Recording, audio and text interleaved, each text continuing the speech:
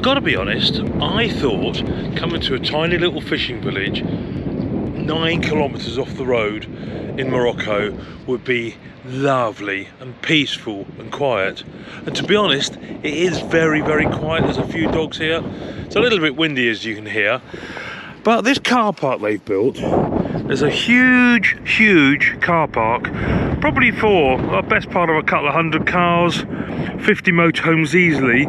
So they've built that obviously to get the tourists here, but what ruins it, I thought, was all these street lights. I was really looking forward to a nice dark sky, and all I can see street lights, which is a shame really. I was really looking forward to that, looking over at the sea, to see the sea. I really wanted to see the sea in the dark with the sky and the stars. Unfortunately, can't see anything because the lights have ruined the view.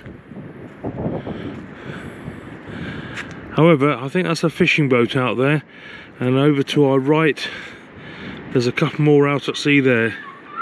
And as you can hear, the biggest problem here is the dogs. When one goes, they all go, by the dozen. There must be 20 or 30 wild dogs here, which is a shame really. They probably won't be here long, they'll be taken away at some point.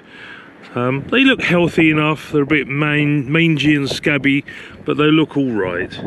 Other than that, it's free to park here, absolutely fabulous otherwise. There's not a lot here, there's a few restaurants, cafe type places, they've got fairly good ratings. And as you can hear, it's windy. Other than that, one quiet night. I wanted to spend the day here tomorrow, but really the beach is really quite dirty. It's all the stuff's been washed up again, you can't see, there's plastic bottles galore here. So yeah, tomorrow we head south, trying to get down to Dakhla. Morning. As you can see, it is a beautiful sunny day, but we had one of the worst night's sleeps ever last night.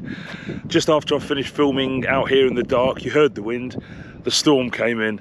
My God, it blew at about 70 miles an hour all night long, and it kept us awake, rocking the van.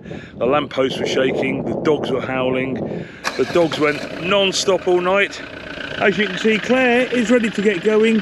We're going to go to Inumi or something like that to see the biggest wave in Africa, like a huge bay. So we're heading there. I do like this place, it will be lovely to stay. Like I said yesterday, it's not really a lot here, and like I said, the sleep last night was dreadful, so we need somewhere a bit better tonight. But we're heading that way, cross country, to the other side of that hill there, probably about an hour's drive.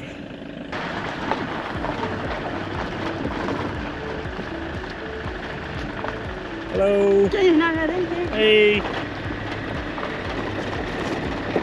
Might not have been our greatest idea ever. This is awesome.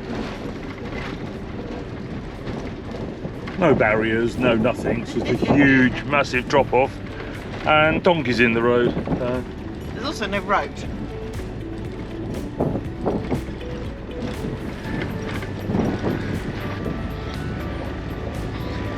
So what looks like it might be a concrete road, I think is actually just the bedrock that's been carved out by the look of it.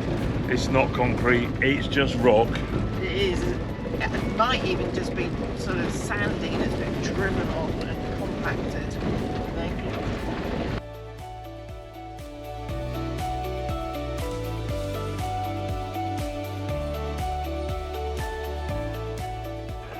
Coming down those roads, narrow, and then you get a view like this.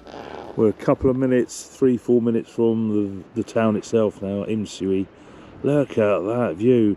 And where's the wind gone? That wind was absolutely crazy last night, and today there's a very gentle cooling breeze, but it's going to be hot today, 30 plus degrees I reckon. Clear skies, wonderful. It's February the 29th. One of the days that comes on once every 4 years only. We have come to this pharmacy in Imsuan to get a geocache to tick off on our calendar the 29th of Feb. Apparently you have to go and ask the pharmacist for it. they've hidden it in the shop.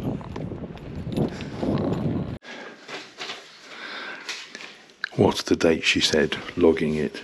29th of Feb. Job done. Actually, inside the pharmacy shop itself. We've left a coin. We're not taking that with us. Leave it in there. Let's come out of here.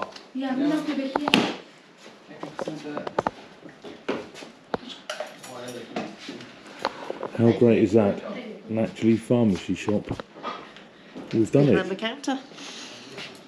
Behind the counter, in the shop. He handed it over, he smiled. Didn't look that happy about it, so he obviously isn't the man who set it. I think he's a bit busy. He's in the middle of dealing with a customer who looked as though it was a very complicated order that she had. But yes, we've done it. 29th of February, so we don't have to wait another 4 years to do it. And the weather is wonderful.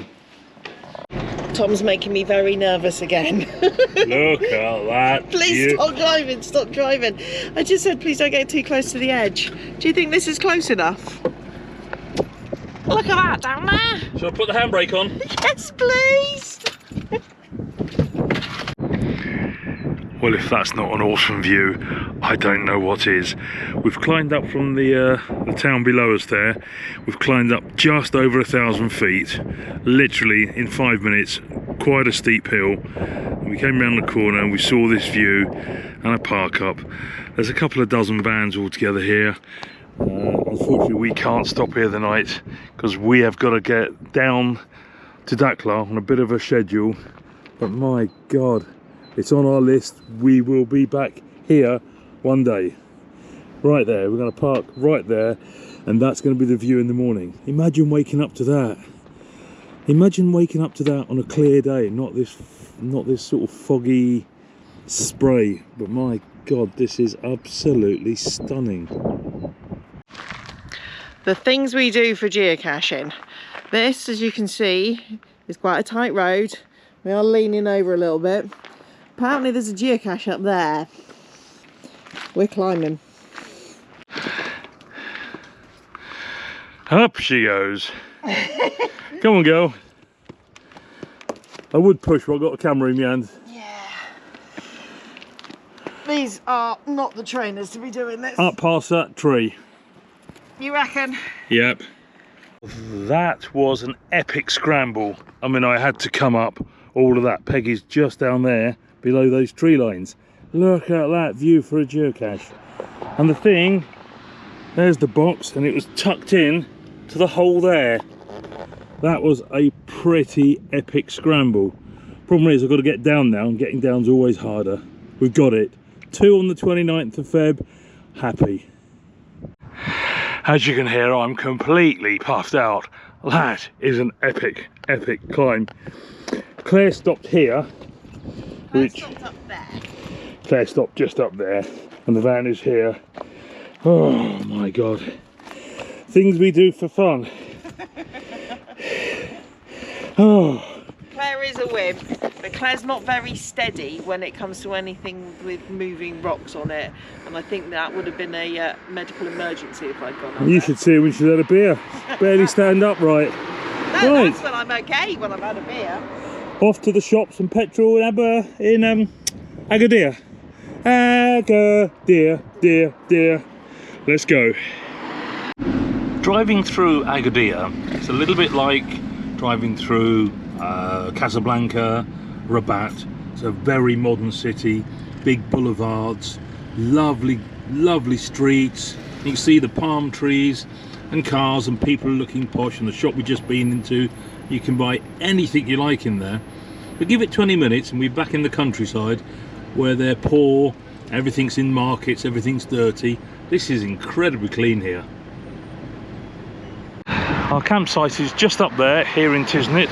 Literally on the edge of the wall of the Medina are these shops selling, my God, so many tagines and bits. And I wanted one that you can actually put a little fire underneath. And we've bought one. There's a fire, a big tagine. This is our man, thank you, Shukran. He's going to put it in the bag for us now. I said to Claire, how much is that going to be? We guessed it'd be a tenner, where it's £5.50. So more than happy with that. Proper genuine. So if you get invited for dinner and I'm saying we're cooking tagine, we're having an outdoor tagine, courtesy of this man here.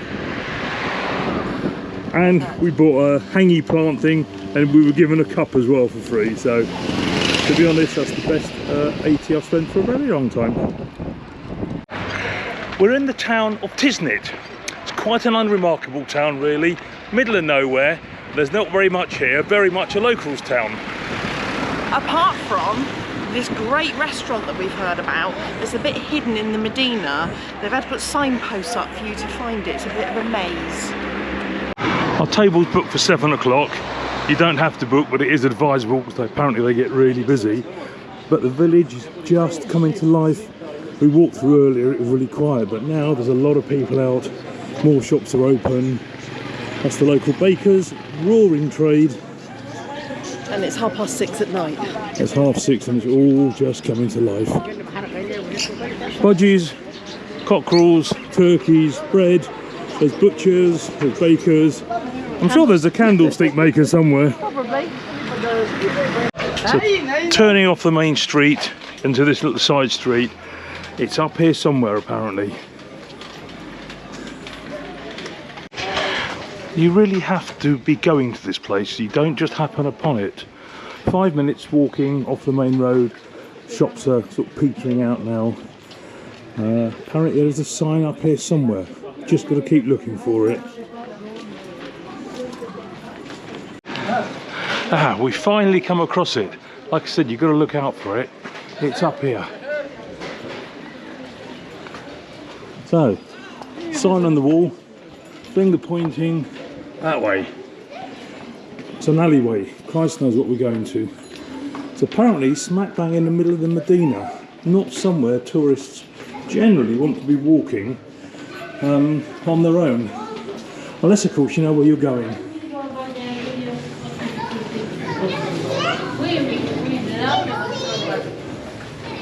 Oh, I guess it's that way. Green signs. I'm assuming the green arrow part of it. Oh yeah. Oh, more arrows. Oh, good God. Is this right? The sign says so. It's dark. It's very dark. Can I talk? Oh. You're right.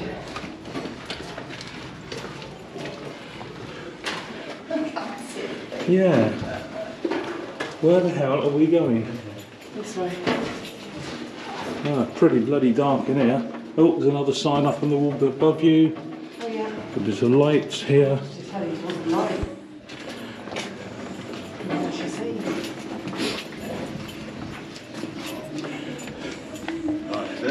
More arrows. Hola. Hello. Hola. Hey. How are you? Good. Ah, through the dark bit. Kind of not really where you'd expect to be walking as a tourist, is it? Not really. Another sign. It's here. Ah, here we are. Finally. Oh God, not another dark alleyway. Claire's going to fall over. And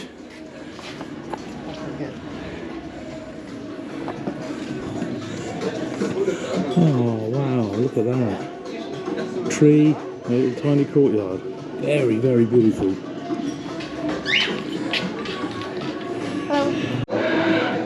Wow, that was an interesting walk in.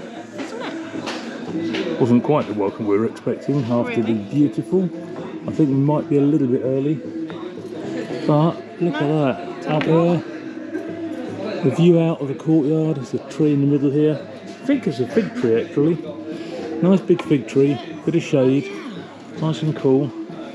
Bits of art all over. Bit of an oasis in the middle of the Medina. So this is the first place we found that serves beer. It wasn't on the menu, and I'm thinking we're going to get stunned. First impressions, it looks fantastic, but the service is a little lackluster maybe. I think he's too busy chatting to his buddies in the corner. The menu hasn't been written the best. Claire asked for the beef tagine, and he said, oh no, that's on the bit above, even though it's quite clearly written there. So a little lacklustre so far, but it's got such great reviews. I'm hoping for the food to be brilliant, hopefully, but a beer for the first time in weeks. So we've ordered a salad as a start, but the first course has arrived, which is a pile of dips. I've got no idea what they are. Claire is going to dip her finger in and tell us. So, honey. It's a honey type thing. Honey? I think that's probably olive. Oh my goodness gracious me, that is the garlicky, most garlicky, salty olive I've ever had. That is really, really garlicky olive.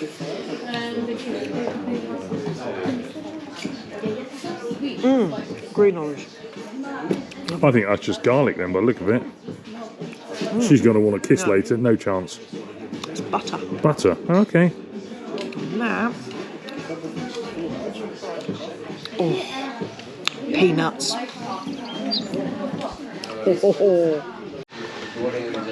That has got to be the poshest Moroccan salad I have ever seen. It's so posh that Claire's photographing it.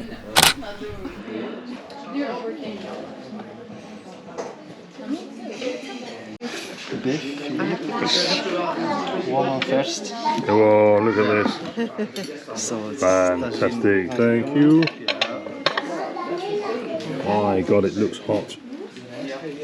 Oh, it smells good. It smells very good. And Claire's basically got a steak. Yes.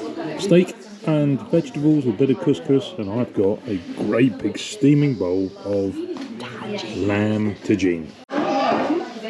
Oh, she's still on her phone, but Claire has got herself a lovely tiramisu, and me, because I'm already a fat bugger, just a coffee.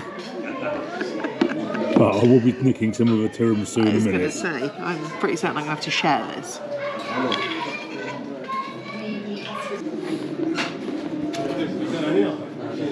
So she's loving this. Out we go, back into the dark. So that was a total of 375 dirhams. We left 30 tip, so 405, which is about 35 quid. Yeah. Thereabouts. It's probably worth the money. It's really lovely. I'd come back to this town just for this. Yeah. Like I said, the service was a little lackluster to start. Lackluster.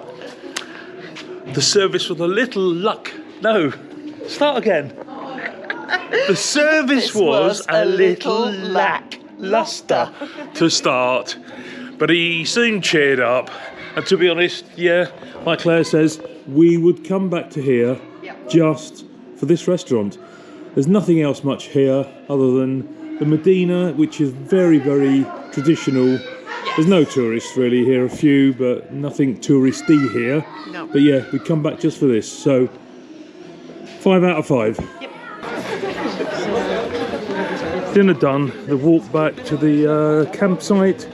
As you can see, it's a lot more people. The place really comes to life at night. It's about 8 o'clock now. There's parties going on. There's music galore. So the stall we bought earlier is here somewhere. They just cover it up, tie it down, put rocks on it, and that's it. Shop's gone to bed for the night. Literally just tied down with stones. They trust each other, as the whole life is here in these shops. The whole life is here. They just cover up with a cloth at night and left. Wow.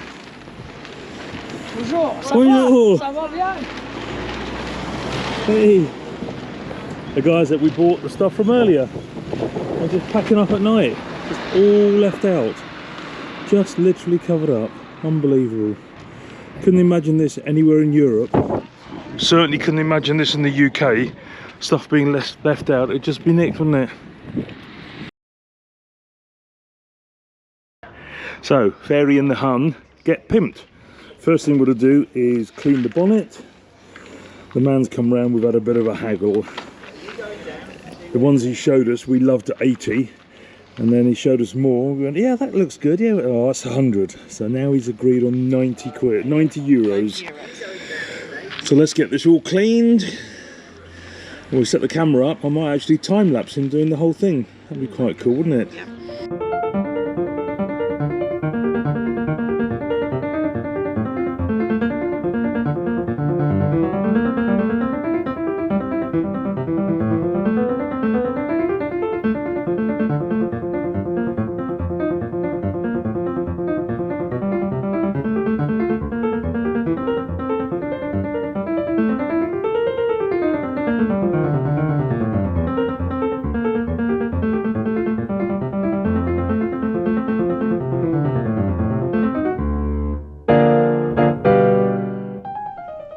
If you've enjoyed this video, give us a thumbs up and leave any comments below. Don't forget to subscribe to our channel and join us next week as we take the long road down to Dakar via another blooming cave.